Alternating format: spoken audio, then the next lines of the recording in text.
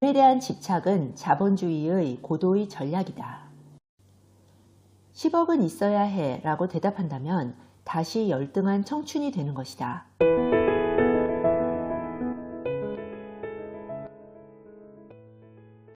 우리는 평생 고용이 보장되기를 원하지만 이것은 결코 인간의 자연스러운 욕망이 아니다.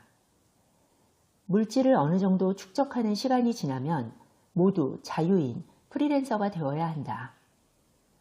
필요한 만큼 벌고 떠나고 싶을 때 떠나고 나의 노동과 삶을 조절하는 때를 맞아야 한다. 정년이든 명퇴든 잘 활용하면 내 본성에 맞는 자유인으로 살아가는 기회가 된다. 그런데 우리는 다 청년들처럼 일하고 싶어하고 자신이 밀려났다는 서름을 스스로 만들어서 겪는다. 회사에 있을 때는 그렇게 떠나고 싶어 했으면서. 사실 이게 참 모순되는 일인 것 같아요.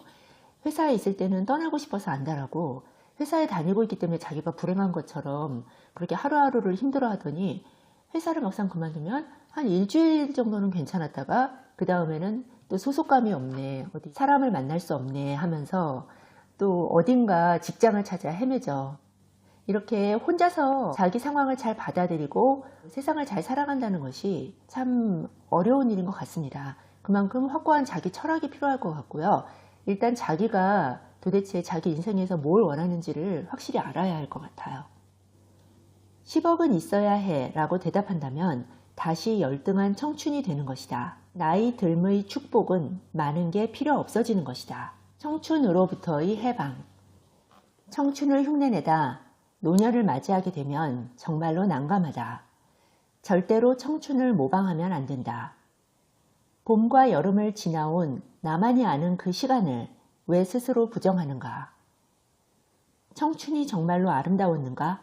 사실은 구질구질했다. 청춘이란 허상이다. 중년이 되었다는 것은 구질구질한 청춘기를 체험하고 지나온 것이므로 나이 듦은 소중한 것이다. 자신이 겪은 실수와 고생을 자랑스러워 해야 한다. 그것은 시간이 나에게 준 선물이다. 성형을 하면서까지 청춘을 따라가려고만 하니 성숙한 중년 문화, 노년 문화가 생기지 않는 것이다. 몸에 대한 집착은 자본주의의 고도의 전략이다. 우리가 성숙하지 않는 이유는 청춘을 계속 연장하겠다는 욕망이 지배하고 있기 때문이다. 50대인데 30대로 보인다면 지금 나는 30대의 욕망을 갖고 있는 것이다. 동안이 되고 얼굴이 예뻐지면 다 좋을 것 같지만 오히려 불안과 두려움은 점점 커진다. 이 현상에 내재한 많은 모순을 개인이 다 감당해야 하기 때문이다. 그 불안에서 벗어나기 위해 더 외모에 집착하고 자기 성숙을 거부한다. 해결책은 각자의 생체 리듬에 맞게 자립을 하고 폐경기, 가을을 맞이해야 한다.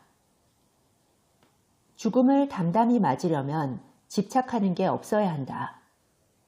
폐경은 축복이다. 더 이상 짝짓기 대상이 아니어도 된다는 의미이다. 이게 바로 노년이 외모와 성적 욕구로부터 얻는 자유다.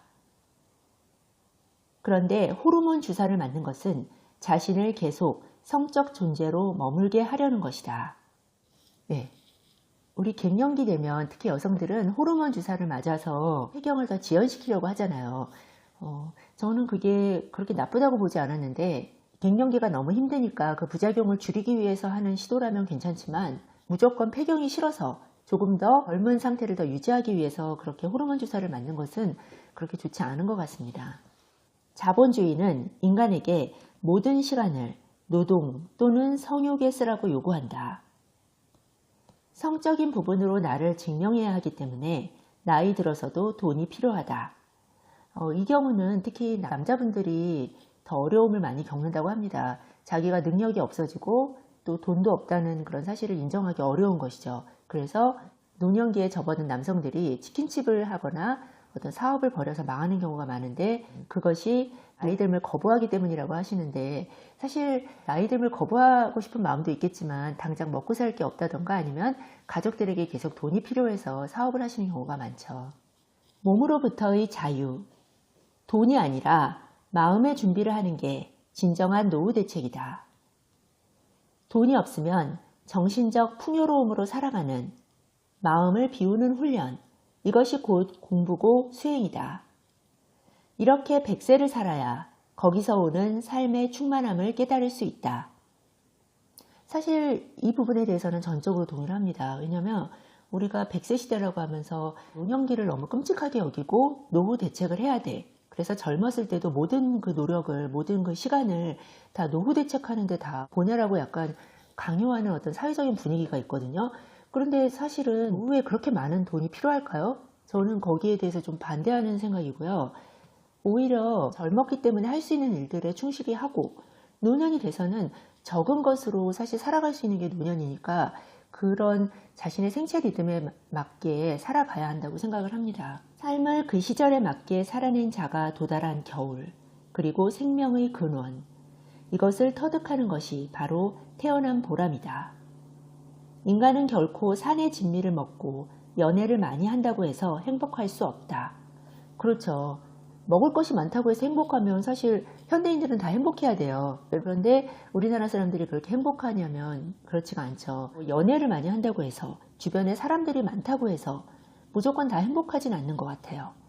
물론 혼자 이제 절실하게 외로운 것보다는 낫겠지만, 사람은 자신이 태어나고 사는 의미가 있을 때 최종적으로 행복해질 수 있는 것 같습니다. 우리가 죽음을 비참하다고 느끼는 이유는 삶에 대한 집착 때문이다. 갖고 있는 걸 못 놓겠다는 마음 때문이다. 죽음이란 자연으로 돌아가서 쉬는 시간이며 몸으로부터의 해방이다. 고미숙 씨는 여기서 나이듦과 죽음에 대해서 철학적으로 접근을 하시는데요. 죽음이 현실 세계랑 떠나야 하기 때문에, 몸과 작별해야 되기 때문에 우리는 굉장히 슬프게 여기지만, 사실은 몸이 있다는 것도 어떻게 보면 우리를 구속하는 것일 수도 있다는 얘기인 것 같아요. 어른으로 늙어갈 용기. 공자, 부처가 특별한 이유는 평생 생로병사에 대한 질문을 멈추지 않았던 노인이었기 때문이다. 평범한 사람들이 이런 경지에 도달하지 못하는 이유는 질문을 포기해버리고 어딘가에 의존하려고 하기 때문이다. 그렇죠. 우리는 이제 철학적인 문제에 접근하면 도대체 나는 왜 살고 왜 태어났으며 죽어서 어디로 가야 하는가 뭐 이런 것을 생각하면 무섭고 생각해도 딱히 결론이 나지 않기 때문에 그냥 외면해 버립니다. 그렇기 때문에 사실 우리는 계속 불안을 갖고 살아가는 것 같아요. 분명히 존재한다는 것을 알고 있지만 그 질문을 포기해 버렸기 때문에 감당해야 되는 것이 바로 그 불안이 아닌가 싶어요. 하지만 나의 문제는 아무도 해결해 줄 수 없다. 공자, 부처가 열어놓은 길을 참조하며 나의 지도를 그려갈 수 있을 뿐이다. 부처님도 자기를 어떤 스승으로 여기지 말라고 말씀을 하셨다고 해요. 자기는 먼저 길을 걸어간 도반이다, 동료나 선배다 라고 얘기를 했다고 해요. 몇천 년 전에 공자나 부처님이 이미 욕망에서 벗어나고 세상과 인생의 이치를 담담히 받아들일 수 있는 길을 제시를 했는데, 현대인들은 사실 선배들이 닦아놓은 길을 가기가 그렇게 쉽지는 않죠. 예, 저만 해도 그렇고요. 어쨌든 잘 살려면 누군가 다른 사람이 만들어 놓은 길이 아니라 내가 그린 지도를 따라 길을 계속 걸어가야 하는 것은 맞는 것 같습니다. 그 길이 뭐 어떤 사람한테는 철학적인 길이 될 수도 있겠고요. 큰 업적을 쌓는 거가 될 수도 있겠죠. 각자의 욕망에 따라 각자의 지도를 그려가는 것이 바로 우리의 인생인 것 같습니다. 노인이 해야 할 일은 직업을 다시 얻어 사회로 진출하는 일이 아니라 혈연과 가족에 대한 책임으로부터 벗어나 공동체 전체의 비전과 자기 존재의 근원을 위해 일하는 것이다. 노인이 될 때까지 계속 사회에 참여해야 한다. 저 이 시각이 진짜 저는 반대예요. 왜 사람이 일을 하려고 태어난 것이 아니잖아요. 일은 물론 자기 실현의 수단이긴 하지만 기본적으로는 일이라는 것은 먹고 살려고 하는 거 아닌가요? 꼭 그렇게 노인이 돼서도 젊은 사람들처럼 계속 뭔가 사회 참여를 해야지 쓸모 있는 존재라고 보는 것 자체가 자본주의의 부당한 요구라는 거죠. 노동력이 있어야 인간으로서 쓸모가 있다. 노동력이 없으면 소비라도 해라. 라는 것이 자본주의가 인간에게 가하는 부당한 요구라고 합니다. 예, 자기 삶의 의미에 대해서 생각해 보는 것은 평생을 걸쳐서 계속 해야 되는 일이기는 하는데, 노년이 되면 자기 자신에게만, 관심사가 자기 자신에게만 머물지 말고 가족에게만 머물지 말고 공동체 전체의 비전과 공동체 전체의 어떤 평화나 안녕을 위해서 봉사하는 것도 노년기에 중요한 할 일이라고 지적을 하고 계시네요. 저도 그런 생각이 듭니다. 노년이 되어서도 자기 자신만을 바라본다면, 자기 가족만을 바라본다면 어떤 우리가 생각하는 이상적인 노인의 모습과 굉장히 다르지 않나요? 주변 사람을 따뜻한 시선으로 챙겨주고 자기랑 직접적인 관련이 없지만 젊은 사람들, 후세 세대를 위해 더 좋은 세상을 남겨주기 위해 노력하는 것이 우리 시대가 바라는 진정한 어른의 모습이 아닐까 생각을 합니다. 그래서 이 어른으로 늙어갈 용기를 갖고 용감하게 노년기를 의미 있게 보내라는 것이 이 고미숙 씨의 제안인 것 같습니다. 여러분 어떠셨나요? 오늘 제가 읽어드린 고미숙 씨의 나이듦 수업 마음에 드셨나요? 젊은 분들은 노년기가 아직 너무 많이 남았기 때문에 별로 관심이 없으실 거예요. 하지만 30대 후반, 40대를 넘어서는 점점 50대의 삶이 어떤 것인가에 대해서 생각을 해보지 않을 수가 없습니다. 예. 그런데 우리는 그 생각을 하는 게 무섭죠. 사실 거부하고 싶기도 하고 그냥 외면하고 싶은 거예요. 저도 그렇고요.